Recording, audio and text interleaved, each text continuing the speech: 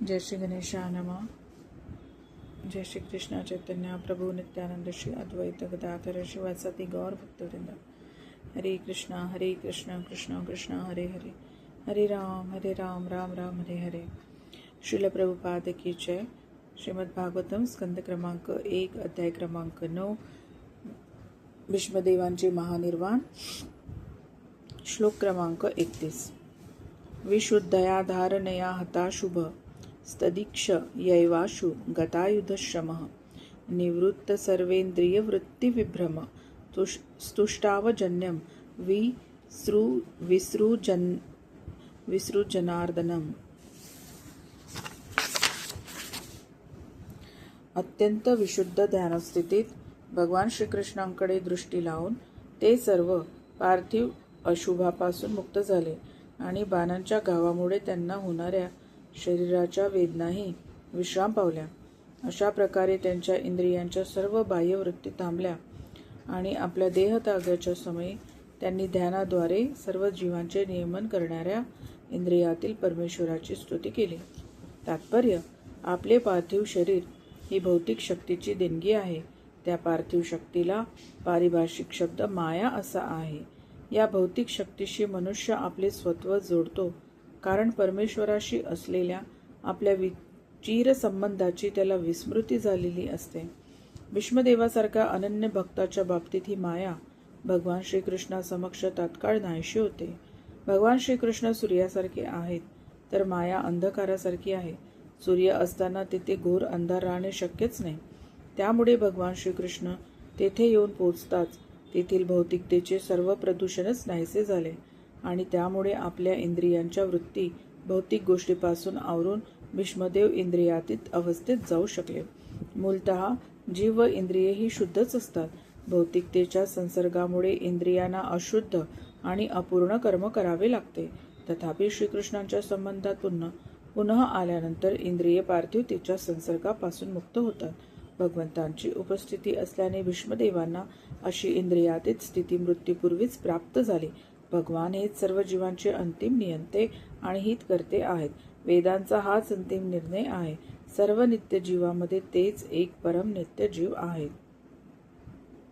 नित्यो नित्यानां चेतनेश्चेतनानां एको बहुनां यो विदधाति कामान। कंठ उपनिषद।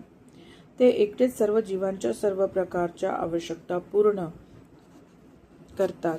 या प्रकारेच आपले थोर भक्त श्री भीष्मदेव यांच्या दिव्य कामना पुरविण्यासाठी भगवंतांनी सर्व सोयी उपलब्ध करून दिल्या।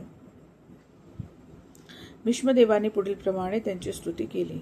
श्री भीष्म उवाच इति मती रूप कल्पिता वितृष्णा भगवती सात्वत पुंगवे विभूम्नि स्वसुखमुपगते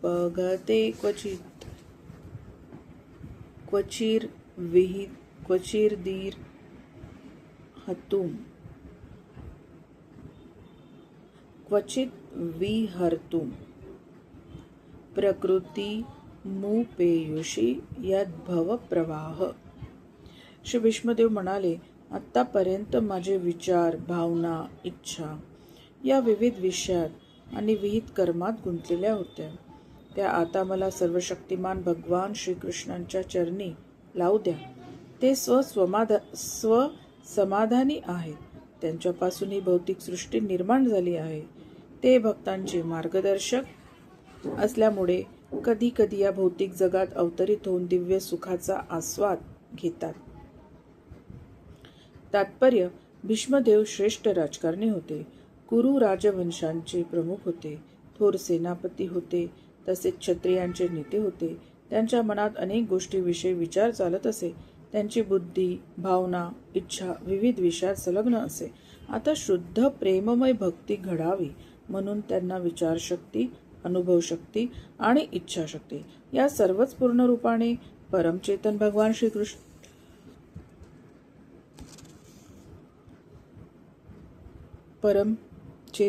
श्रीकृष्णांच्या ठिकाणी लीन करण्याची इच्छा होती। भक्तांचे नेते व सर्व शक्तिमान असे येथे श्रीकृष्णांचे वर्णन आलेले आहे।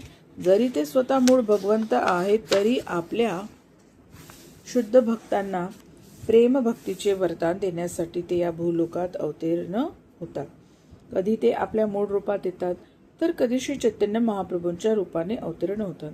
दोघेही भक्तांचे नेतेच आहेत. शुद्ध भक्तांना भगवंतांच्या सेवेविना कोणतीही इच्छा नसते, म्हणून त्यांना सात्वत असे म्हणतात. भगवंत अशा सात्वतामध्ये सर्वश्रेष्ठ आहेत. विष्णुदेवांना त्यामुळे अन्य कोणतीही इच्छा नव्हती. सर्व प्रकारच्या भौतिक वासनापासून शुद्ध झाल्याविना भगवंत कोणाचे नेते होत नाहीत. इच्छा नष्ट करता येत नाही, परंतु त्या शुद्ध कराव्या लागतात.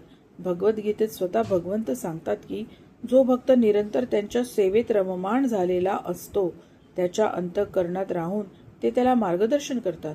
असे मार्गदर्शन कोणत्याही भौतिक हेतूच्या पूर्तीसाठी दिले जात नाही, ते केवळ भगवंतांकडे जाण्यासाठी असते. गीता 10.10. जेव्हा सामान्य मनुष्य भौतिक प्रकृतीवर स्वामित्व प्राप्त करू इच्छितो तेव्हा भगवंत त्याला केवळ अनुज्ञाच देत नाही तर त्याचे साक्षी म्हणून राहतात आणि अशा अभक्ताला ते त्यांच्याकडे येण्याचे मार्गदर्शन कधी करीत नाही.